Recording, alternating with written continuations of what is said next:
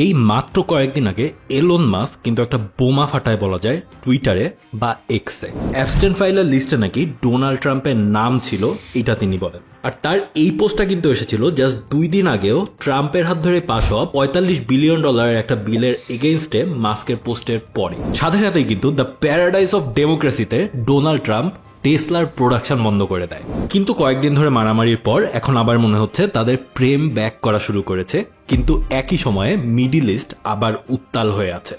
আর এই মিডল ইস্টে গিয়েই সৌদি আরবের সাথে $600 বিলিয়ন ইনভেস্টমেন্ট কমিটমেন্ট, কাতারের সাথে $1.2 ট্রিলিয়ন ইকোনমিক এক্সচেঞ্জ এগ্রিমেন্ট, আর তার পাশাপাশি $243.5 বিলিয়ন ইউএস আর Qatar commercial and defence deal, এবং $200 বিলিয়ন ইউএসএ আর ইউনাইটেড আরব আমিরাতের মধ্যে কমার্শিয়াল ডিল মিলিয়ে প্রায় $2 ট্রিলিয়ন হিউজ সব এগ্রিমেন্ট করে এসেছে আমেরিকার প্রেসিডেন্ট তার মাত্র 4 দিনের মিডল ইস্ট সফর।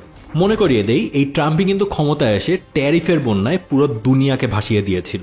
আর এই লোকই কিন্তু অ্যাব্রাহাম অ্যাকর্ডের উদ্ভাবন করেছিল তার আগের টার্মে, এবং অবশেষে সেই লোকই অনেক ইকোনমিস্টদের মতে একই সাথে এবার ইউএস এর ইকোনমিকে একটা 4 দিনের ট্রিপ দিয়েই খাদের কিনারা থেকে টেনে এনেছেন।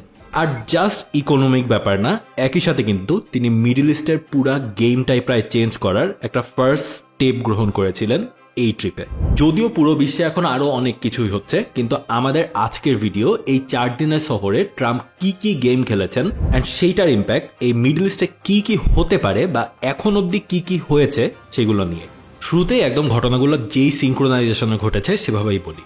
ট্রাম্পের এবার সফরের একদম স্ট্রেট ফরওয়ার্ড রয়েতে দেখলে ইসরায়েলের জন্য একটা থ্রেটই ছিল বলা যায়, বা থ্রেট না থাকলেও অ্যাটলিস্ট বাইরে থেকে এইটাই দেখানোর চেষ্টা করা হয়েছে বলা যায়। ট্রাম্প যেই মোমেন্টে সিরিয়ার ইসলামিস্ট লিডার আহমেদ আল শারা, যাকে ইসরায়েল অ্যান আল কায়দা টেরোরিস্ট ইন স্যুট বলে ঘোষণা দিয়েছিলেন, তার সাথে হ্যান্ডশেক করে, মেসেজটা তখন আসলেই ক্লিয়ার হয়ে যায়। আর তার উপর সে এই আল শারাকে একজন রিয়েল লিডারও বলেন। Former US assistant secretary of state for near eastern affairs David শেঙ্কারের মতে ট্রাম্প অ্যাডমিনিস্ট্রেশন নেতানিয়াহুর ওপর খুবই ফ্রাস্ট্রেটেড, কারণ নেতানিয়াহু ট্রাম্পকে কোনো কিছুই দিচ্ছে না, শুধুই নিচ্ছে। অ্যান্ড ট্রাম্প পাওয়ারে আসার পর তার মেসেজ খুবই ক্লিয়ার করেছেন বারবার, ইউএস এর সাথে সব দেশেরই সম্পর্কে ব্যালেন্স আসতে হবে।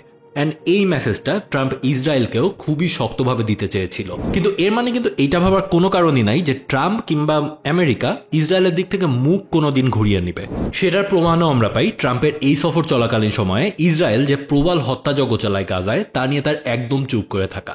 ট্রাম্প যখন গালফ স্টেটগুলো ঘুরে বেড়াচ্ছে, ঠিক সেই সময়ে ইসরায়েল জাস্ট 24 ঘন্টায় 100-এর বেশি ফিলিস্তিনিকে হত্যা করে। আর মিডল ইস্টের জার্নালিস্টরা এটা নিয়ে অবশ্যই তার সাথে কথা বলার চেষ্টা করেছিল, কিন্তু ট্রাম্প এইসব নিয়ে কোনো অ্যান্সারই দেয় নাই। তার পুরো সফরে গাজা নিয়ে সে কেবলমাত্র একটা কথাই বলেছিল, গাজাকে সে একটা ফ্রিডম জোন বানাতে চায়।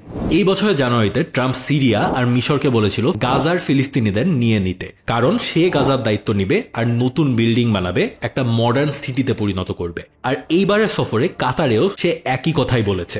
ইভেন ট্রাম্পের ট্যুরের লাস্ট দিনে আবুধাবিতে সাংবাদিকদেরকে সে বলেন, we are looking at Gaza, we are going to get that taken care of, a lot of people are starving. এপ্রিলে নেতানিয়াহু গিয়েছিলেন ট্রাম্পের কাছে ইরানের নিউক্লিয়ার ফ্যাসিলিটিতে অ্যাটাকের জন্য ইসরায়েলের সো কল বড় ভাই আমেরিকার ব্যাকআপ পেতে। কিন্তু ট্রাম্প সেই সময় কিন্তু সরাসরি বলে দিয়েছিল যে এইসব আসলে অ্যাটাক করা যাবে না, তোমরা ডিপ্লোম্যাসি করো। কিন্তু এই ডিপ্লোম্যাসি তলে তলে যে কোন লেভেলের ডিপ্লোম্যাসি করেছে তারা, সেইটা ট্রাম্পের এই 2 দিন আগের টুইটার পোস্ট থেকেই বোঝা যায় ইসরায়েল আর ইরানের আক্রমণের পর।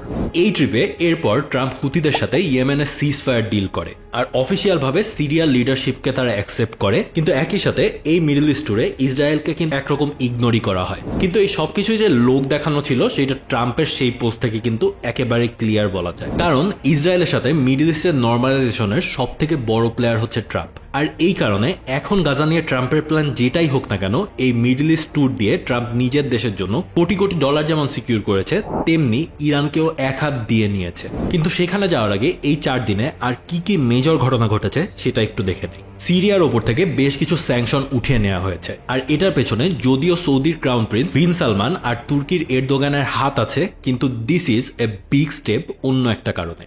বাশার আল আসাদের সিরিয়া ছিল ইরানের অ্যাক্সিস অফ রেজিস্ট্যান্সের সেকেন্ড লার্জেস্ট মেম্বার, আর বাশার আল আসাদ নিজে ছিলেন আলাউইট, যেটা শিয়াদের একটা সেকশন। আর এই কারণেই মিডল ইস্টের শিয়া সুন্নি রাইভালরিতে শিয়া সাইডে ছিল সিরিয়া, কিন্তু বর্তমান লিডার আহমেদ আল শারা একজন সুন্নি মুসলমান। আর এই স্যাংশন তুলে নেওয়া প্লাস তার প্রশংসা করে ট্রাম্প আসলে এক ঢিলে দুই পাখি মারলেন বলা যায়। একদিকে মিডল ইস্টে শিয়া সুন্নি ব্যালেন্স ব্রেক করে দিলেন, আবার ইরানের অ্যাক্সিস অফ রেজিস্ট্যান্সে একটা মেম্বারকে তাদের থেকে পুরোপুরি আলাদা করে দিলেন। এগুলো যদিও জিওপলিটিক্যাল ব্যাপার স্যাপার, কিন্তু এই ট্রিপে সব থেকে বেশি ফোকাস পেয়েছিল ইকোনমিক সাইডটা। পলিটিক্সে ঢোকার আগে আপনারা জানেন ট্রাম্প একজন রিয়েল এস্টেট বিজনেসম্যান ছিলেন অ্যান্ড অনেক বেশি সাকসেসফুলি ছিলেন। আর তিনি সেই একই জিনিস হোয়াইট হাউসেও কিন্তু নিয়ে এসেছিলেন। মিডল ইস্টের সব থেকে ধনী 3টা রাষ্ট্রে গিয়ে তিনি ঠিক সেই বিজনেসটাই করে এসেছেন। হোয়াইট হাউসের স্টেটমেন্ট অনুযায়ী প্রেসিডেন্ট বাইডেনের $1 ট্রিলিয়ন ইনভেস্টমেন্ট জোগাড় করতে 4 বছর সময় লেগেছিল। সেখানে ট্রাম্প জাস্ট 1 মাসের মধ্যেই তার থেকে বেশি ইনভেস্টমেন্ট নিয়ে এসেছেন। 1 মাস বলাটাও ভুল হবে, হয়তো জাস্ট 4 দিনেই নিয়ে এসেছেন। Saudi crown prince Mohammed bin Salman arms, AI, health care, infrastructure project আর সায়েন্স কোলাবোরেশনে $600 বিলিয়ন ঢালবেন বলেছেন। আর এর মধ্যে $142 বিলিয়ন আর্ম ডিলটাকে আমেরিকা তাদের ইতিহাসের লার্জেস্ট আর্ম ডিলও বলছে। কাতারে Trump $1.2 trillion economic exchange deal করে আসলো। ইউনাইটেড আরব আমিরাতে আবার ওয়ার্ল্ডের লার্জেস্ট এআই ক্যাম্পাস বানানোর প্ল্যান করছে, যেটা করলে তারা এনভিডিয়া থেকে 5 লাখ কাটিং এজ জিপিইউ পাবে, এন্ড সেটা তারা তখনই পাবে যদি আগামী 1 দশকে আমেরিকায় $1.4 ট্রিলিয়ন ইনভেস্ট করে। অর্থাৎ জাস্ট ইকোনমিক সাইড চিন্তা করলেও এবং জিওপলিটিক্যাল ভাবে তো অবশ্যই ট্রাম্পের এবং আমেরিকার এই মিডল ইস্টকে নিয়ে নেক্সট কয়েক বছরে অনেক বড়সড় কিছু প্ল্যান আছে। কিন্তু সেই প্ল্যানের মধ্যে যে গাজা উপত্যকার ফিলিস্তিনিদের কোনো জায়গা নাই, সেটা ট্রাম্পের বিভিন্ন পোস্ট থেকেই বোঝা যায়। ইরানের অ্যাক্সিস অফ রেজিস্ট্যান্স তো অলমোস্ট ধ্বংসই হয়ে যাচ্ছে বলা যায়। আর হুথি রেবেলদের সিজফায়ার আন্ডারেও তিনি নিয়ে আসতে পেরেছেন এই ট্রিপে যেয়েই। কিন্তু একই সাথে আরবের সুন্নি দেশগুলো আমেরিকার সাথে খাতির করতে এবার মরিয়া ছিল, আর আমেরিকাও হাত ভরে তাদের অস্ত্র দিয়েই যাচ্ছে। অর্থাৎ ইকোনমিক সাইডটা পুরোপুরি বাদ দিলেও ট্রাম্পের এই সফর যে জিওপলিটিক্যাল ভাবে মিডল ইস্টে একটা বড় ইম্প্যাক্ট আনতে যাচ্ছে, সেটা কিন্তু সেই সময় বোঝা যাচ্ছিল তার সফরের সময়। আর সেইটা এই জাস্ট 2 দিন আগে, অর্থাৎ আমার এই ভিডিও যখন রেকর্ড করছি তার থেকে 2 দিন আগে ইরান আর ইসরায়েলের পাল্টাপাল্টি আক্রমণ থেকে কিন্তু বোঝাই গেল যে ট্রাম্পের সেই মিডল ইস্ট সফরের ইম্প্যাক্টটা আসলে কি। এই আক্রমণের মধ্যে কিন্তু ইউএসএ চেষ্টা করে যাচ্ছে ইরানের রিয়াকশনটাকে কন্ট্রোল করার, অ্যান্ড এইখানে আমেরিকা অবভিয়াসলি সেই সময়ে ট্রাম্পের করে আসা ডিলগুলোকে কিন্তু লেভারেজের মতো ইউজ করতে চাবে। বাট এটা নিয়ে সম্পূর্ণ আলাদা একটা ভিডিও তো বানাবোই সামনে আমি, কিন্তু তার আগে এই ভিডিওটা দিয়ে রাখলাম কারণ এই ভিডিওর টপিকটা অর্থাৎ ট্রাম্পের এই সফরটাও সেই ইরান ইসরায়েল কনফ্লিক্টের পরিস্থিতিটা বোঝার জন্য খুবই ইম্পর্টেন্ট।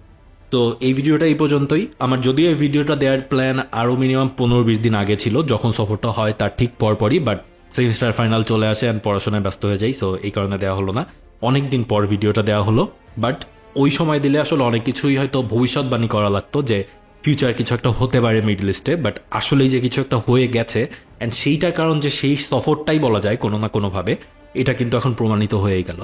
সো নেক্সট ভিডিওটা কোন টপিকে চান? অবভিয়াসলি ইরান ইসরায়েল নিয়ে আরেকটু ডিটেল রিসার্চ করা লাগবে, আরও কিছু ঘটনা ঘটলে তারপরে হয়তো ভিডিওটা দেওয়া যাবে। সো নেক্সট উইকে হয়তোবা দেওয়া যাবে না। আর এর মধ্যে আরও একটা ভিডিও আমি প্ল্যান করেছিলাম বুরকিনা ফাসোর প্রেসিডেন্ট ইব্রাহিম ট্রাওরেকে নিয়ে। তো সেই ভিডিওটা কি আপনারা চান কিনা সেটাও কমেন্টে লিখে যান। যদিও একটু পুরাতন হয়ে গিয়েছে টপিকটা, বাট তারপরেও আপনারা যদি জানতে চান আমি আমার মতো করে এক্সপ্লেইন করতেই পারি। So that's all for today. As usual সবগুলো সোর্স নিচে দেওয়া থাকবে, যদিও এই ভিডিওর ম্যাক্সিমাম সোর্সই হচ্ছে বিভিন্ন ইন্টারন্যাশনাল অ্যানালিস্টদের বিভিন্ন প্রেডিকশন অ্যান্ড সাথে নিউজ আর্টিকেলস, বাট তারপরে সব কিছুই ডিসক্রিপশন বক্সে পেয়ে যাবেন as usual. So that's all for today. Until my next upload, have a good week.